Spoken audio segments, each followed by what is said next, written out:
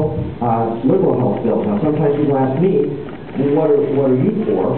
And I ran in 1994. We went through this before. Guess who managed Hillary Care and the task force meeting? A man named Ron Emanuel, who was a young political director. He's now chief of staff. It's the same basic stuff, only worse. But it's basically very similar to Hillary Care.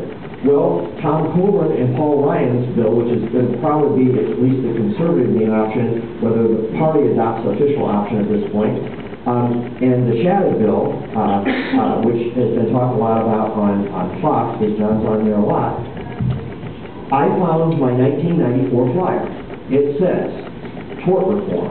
It says change pre-existing conditions. It says because you have to cover that fundamental. It says association health plans. It says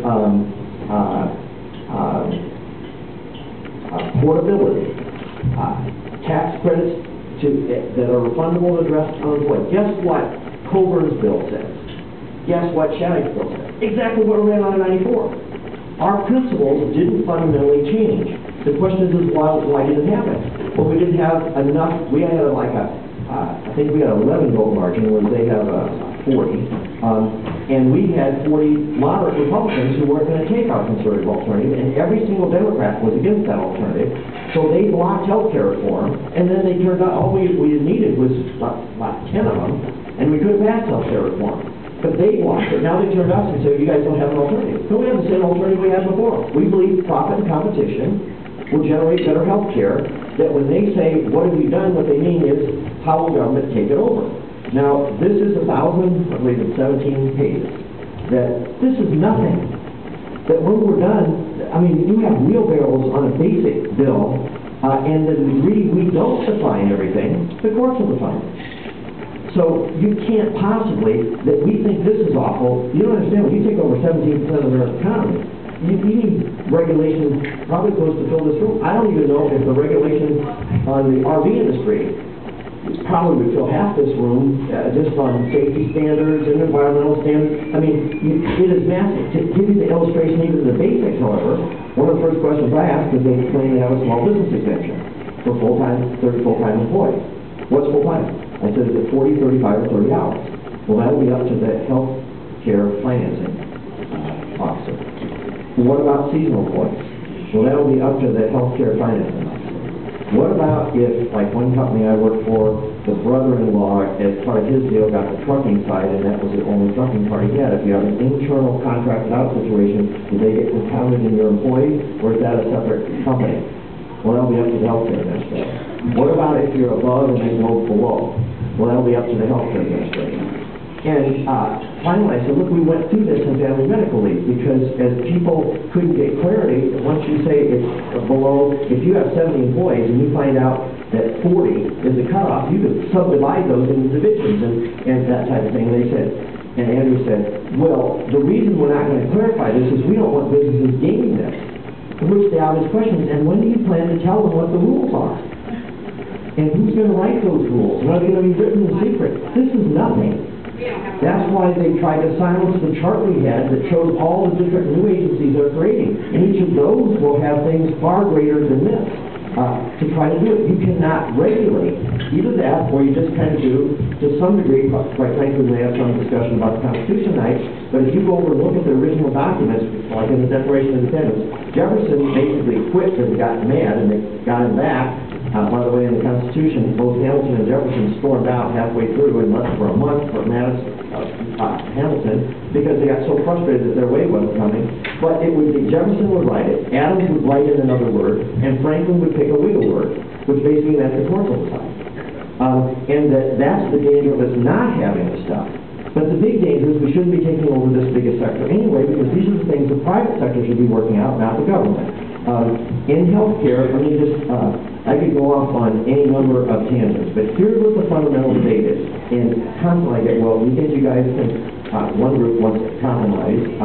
You know, why can't you guys just sit down and get along like two people at church or in town? Obviously, they've never been to a church split or a neighborhood association. They can't agree on what color doors can be in a neighborhood association. But there are fundamental differences. You can have we're not hostile most of the time, they're a personal relationship. This is a real philosophical divide. And the fundamental question that we're having, because the president pulled out last week, oh, well, we'll give up the public option, we'll have a credit union-like thing for that. And you kind of go, credit union-like thing, what does that mean? Everybody was looking like, well, what does that mean? Credit unions can cool down. They can form an insurance group and do a credit union. What does he mean? He doesn't mean that. He means a non-governmental agency. And it's actually in the healthcare network site who are the people who have been behind a lot of this type of thing. They talk about non-governmental agency. Another way to think of a non-governmental agency would be ACORN. When they use that in an amendment to say that they were going to hire a non-governmental entity to explain to businesses the healthcare options. A Republican ranking member was going to accept it. And Hoekstra leaned over and said, doesn't this look bad? And I already had my mic, and I said, I object. I said, this is insulting. I don't know who this non-governmental group is, but I don't know any businesses that don't look at insurance all day long and try to figure out what they can say. They know how insurance works, but they don't want you taking it over. And Hoekstra said, that looks like ACORN. I said, I don't know. Let's ask him. And Hoekstra then, I yielded to him and he said, is that ACORN and not Miller? Because before he could answer, one of the Democrats who offered the amendment said, yeah, it's ACORN. That's who it would be. Now, can you think of anything more insulting than to have some ACORN community organizer come in and explain to you as a businessman how stupid you are because you can't figure out insurance? I mean, this is crazy. Now, the ads that ran against me that first week in break, they picked 6 of us, 2 from Ed and Labor who fought them, 2 from Ways and Means, and 2 from Energy and Commerce. And they hammered us, $64,000 in 7 days. In Fort Wayne, they published who it was paid for. They didn't up here. It was ACORN. Why ACORN? Because they're going to gain jobs. And Planned Parenthood. Why Planned Parenthood? They said, oh, this doesn't have an abortion option in it. Then why does Planned Parenthood claim that they're going to get an abortion clinic in every county? And if they didn't, why are they spending thousands of dollars to try to defeat me for offering 2 pro-life amendments? And ask me, the American Federation of Government Employees, if there's no public option, why would the Public Employees Union be running ads to try to pass the bill? If ACORN isn't gaining, if Planned Parenthood isn't gaining, and the unions aren't gaining, their money speaks louder than their claims that they are clearly going to gain from this bill. The fundamental divide we have is profit something that generates innovation and competition, or is profit something that results in doctors cutting off people's feet to get more money, that insurance companies rip off people so they can pay their executives huge amounts, that if you believe, by the way, I was in the furniture retail business, it would have been nice if we could have been the only furniture store. I said that the other day, and State Representative Leonard got a furniture store. I said, no, it should be me. This is part of the problem. But think of that. If we had one, in fact, if I could have Fort Wayne, Goshen, Elkhart, South Bend, that whole area, I could eliminate lots of duplicate delivery trucks. Just think of the wasted advertising. That Pennsylvania House could only be in one store, and Thomasville could only be in one store. It would be so much more efficient. You could train all the salespeople the same way. And if it was a government agency then, we wouldn't even have a profit and we could save so much more money.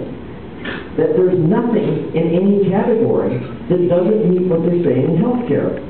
That if in fact that the government saves the money by taking the profit out. Let's see, what example did we use? Well, one of them was the post office. It's very interesting. We were trying to, I'm on the postal subcommittee, that he tried to argue that proved that the public option wouldn't drive out the private option. But FedEx and UPS are there because they didn't want that section. They thought they couldn't make any money. They were losing money. Let's let them do it. Now they're making money, and they wait, we want it back. And the FedEx is getting it chosen to kind of be match up with the post office, and they're trying to run gimmicks. But it's a horrible example. So, what's another example? In the healthcare